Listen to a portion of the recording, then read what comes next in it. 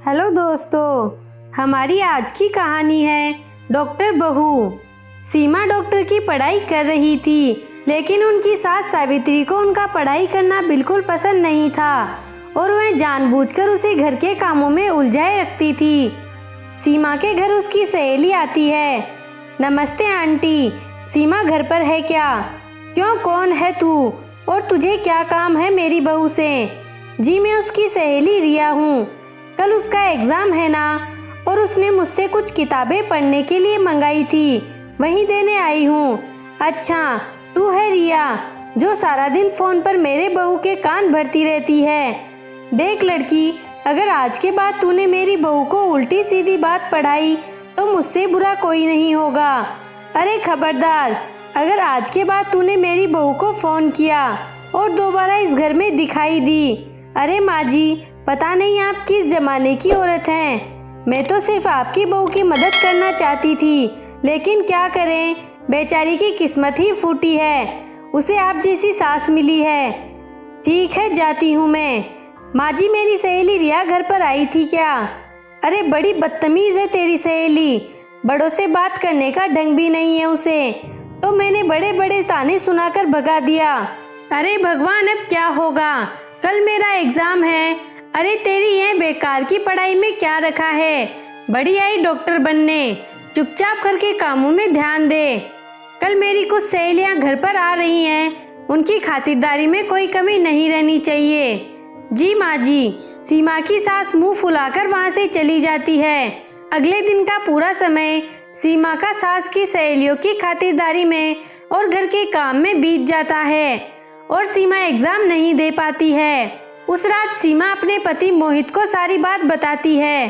अब क्या बोलूं, यह माँ भी ना, कोई बात नहीं, और तुम अपना मुंह ठीक कर लो, अगली बार अच्छे से ठीक से पढ़ाई करना। कुछ देर बाद बाहर से आवाज़ आती है। अरे सावित्री बहन, घर में सीमा है क्या? क्या हुआ आरती, तू इस तरह लंगड़ा क्यों रही है? अरे क्या बताऊं सावित्री बहन, सीढ़ियाँ उतरते वक्त मेरा पैर फिसल गया और मेरे पैर में सूजन आ गई है, इसीलिए तेरी बहू से दवा पानी कराने आई हूँ। मेरी समझ में नहीं आता, लोग छोटी छोटी बातों को लेकर डॉक्टर के पास क्यों जाते हैं। अरे तेरा पैर मुड़ गया है ना, बस ला, अभी तेरे पैर को मैं ठीक कर देती हूँ, दिखा तेरा पैर। सावित्री आरती का पैर पकड़कर जोर से खींचती है। मर गई रे, ऐसा बोलकर वह जोर से चीखती है। अरे क्या हुआ, आराम से, एक तो मेरा पैर पहले से मचला हुआ है, कहीं ऐसा ना हो कि ज्यादा मोच पड़ जाए। रहने दे तू, अब मैं चलती हूँ। और वह चली जाती है। थोड़ी देर बाद सीमा घर आती है। अरे कहाँ मर गई थी सुबह से? माँ जी, मैं अपनी किताब लेने गई थी। सीमा अपने कमरे में चली जाती है।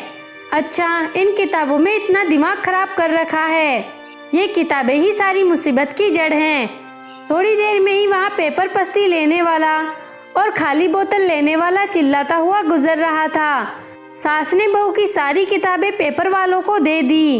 पेपर वाला बोला, यह तो सब अंग्रेजी में लिखी हुई बहुत महंगी किताबें हैं। सावित्री बहन बोली, तू लेकर जाता है कि नहीं? पेपर वाला सब किताबें लेकर चला जाता है। सीमा को जब इस बात का पता चलता है तो वह बहुत दुखी होती है और अपनी पढ़ाई पूरी करने के लिए लाइब्रेरी में पढ़ने के लिए जाने लगती है। कुछ दिनों के बाद सास कहती है, अरे मर गई रे। सास को बहुत दर्द होता है और वो चीखने लगती है, उसको सहा नहीं जाता।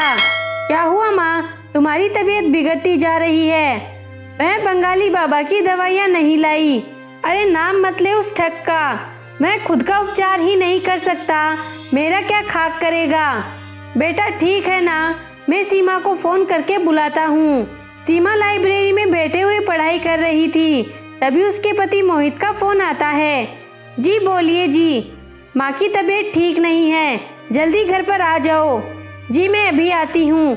थोड़ी देर के बाद सीमा घर पहुँचती है और कहती है, क्या हुआ माँ जी? हाँ, बहुत बड़ा बुखार है। फिक्र न करो माँ जी, आप मुझे एक बार चेकअप करने दीजिए, सब ठीक हो जाएगा। अच्छा ठीक है बहू, जैसे तेरी मर्जी। सीमा सावित्री का चेकअप करती है।